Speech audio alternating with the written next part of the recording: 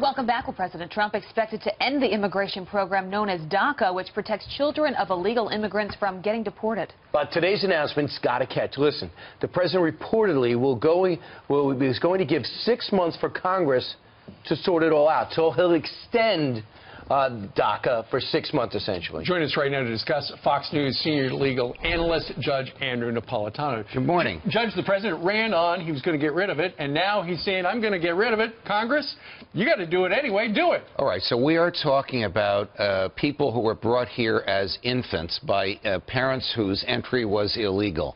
And the infants have grown up into teenagers and young adults, and they are, for the most part, fully Americanized.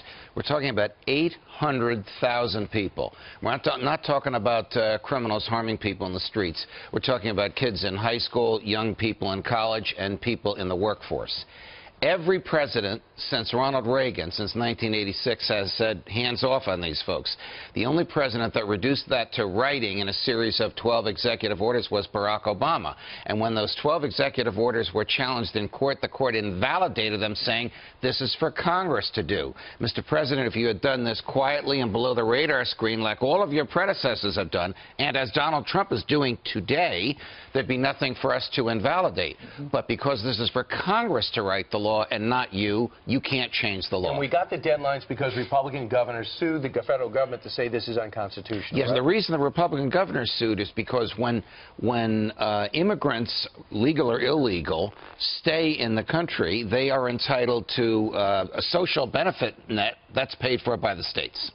So here's the argument. Do you want to take 800,000 people, largely productive, largely students, or largely in the workforce, and send them home? Do you want to separate children from their parents? Do you want to separate brothers and sisters from each other? And many of them aren't even children anymore. Yes. They have grown up here, they've gone to school here, and so there are two sides of this argument, right? The legal side of do we get back to law and order in this country, which President Trump has been honing in on, and there's also the emotional side, as you're talking about. So what does Congress do? Because okay, so the legal side says they go. They can't stay here. The emotional side, even the economic side, says you're going to kick 800,000 young people out of the United States of America. That's going to be catastrophic for their employers, for their families, and for local economies. I believe Apple said that they have over 100 DACA people working for them. Prediction, Congress will find some common ground to permit most of these people to stay.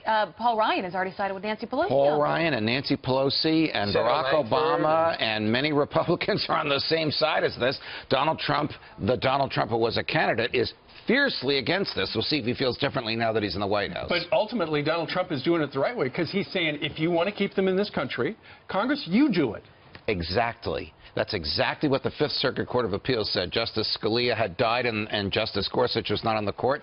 The Supreme Court tied 4-4 on this. So the Fifth Circuit Court of Appeals opinion, which governs Texas, is the law of the land, and that says Congress decides and not the president. So would this be something legislatively that is just DACA-centric, or should this be part of something that is immigration reform? That is a terrific question, because there are many people in Congress, Republicans and Democrats, and the man in the White House who want a major immigration reform, and this will be part of it. But knowing the way Congress works, and if the president only gives them 6 months today before he starts deporting these people, we're going to get a piece of legislation just on DACA, and we won't get that big reform because they can't agree. Judge, I have an idea. Let's build the wall and let the dreamers stay.